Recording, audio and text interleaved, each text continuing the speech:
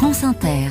Nos regards maintenant sont tournés vers des édifices de toute beauté. Il y en a plein dans les chroniques littorales ce matin. Bonjour José-Manuel Lamarque. Bonjour Mathilde Munoz. Il y a 2 ans, Henri Masson était choisi par le gouvernement pour valoriser le patrimoine maritime français. Vous l'aviez d'ailleurs reçu pour évoquer cette mission. L'heure est maintenant au bilan. Eh bien, cette mission a abouti et elle continue. N'est-ce pas Henri Masson ? Fort heureusement. Donc vous avez fait un inventaire de ce patrimoine. Une sorte d'état des lieux en fait. Et qu'en retenez-vous ? La première chose que je retiens, c'est que le patrimoine maritime est un sujet qui intéresse beaucoup les citoyens et qui est très fortement ancré dans les mentalités. Et d'ailleurs, toutes les grandes choses qui se sont faites dans ce domaine se sont faites sur la base du travail des associations. Et je pense que vraiment, c'est un devoir pour nous de les aider. Est-ce que l'on peut énumérer ce patrimoine ? On pense tout de suite aux phares, bien sûr. Bien sûr, parce que l'État est propriétaire des phares au titre du ministère de la Mer, mais il est aussi propriétaire des forts au titre du ministère des Armées. Il est propriétaire aussi d'une immense étendue qui s'appelle le domaine public maritime. Et ça correspond à quoi alors ? C'est une frange en fait du littoral dont le foncier appartient à l'État. Donc l'État est en première place pour gérer, pour mettre en valeur, pour transmettre ce patrimoine maritime. Combien de sites avez-vous visité ? J'ai visité beaucoup de sites, mais surtout j'ai rencontré 300 acteurs. Et ça c'est très important parce que tout ça s'appuie évidemment sur le ressort humain. On pense aussi au musée maritime.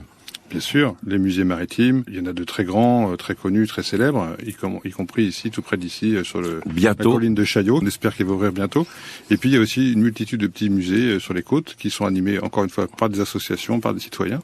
Le musée de Rochefort. Le musée de Rochefort, extraordinaire. Le musée Pierre Loti, extraordinaire aussi, en travaux d'ailleurs en ce moment. Et puis évidemment, il y a des bateaux et toutes sortes d'objets qui transmettent finalement la mémoire de ce patrimoine maritime. Et bien évidemment, concernant les phares, on pense au Cordouan. Le phare de Cordouan, c'est une vraie belle réussite parce que il est situé un peu au confluent, comme on peut dire, à la fois confluent administratif puisqu'il est géré par le ministère de la Mer, mais sous le contrôle du ministère de la Culture. Et c'est vraiment le nœud de la question. Il se trouve à la frontière entre le Poitou et l'Aquitaine. Il se trouve entre Royan et le Verdon ou sous Lac-sur-Mer. Et il se trouve entre 2 régions. Et là, les services de l'État se sont entendus quand le phare a été en danger pour mettre au point une stratégie et monter un très gros projet de restauration qui a sauvé ce phare. Une fois que l'État avait fait son travail, les collectivités ont pu être associées et ont pris vraiment à cœur de permettre sa visite par le maximum de visiteurs possible. Et pour moi, c'est une très belle réussite qui a été couronnée d'ailleurs par l'inscription sur la liste du patrimoine mondial de l'UNESCO. Et bien évidemment, la corderie royale de Rochefort. Corderie qui revient de loin, qui était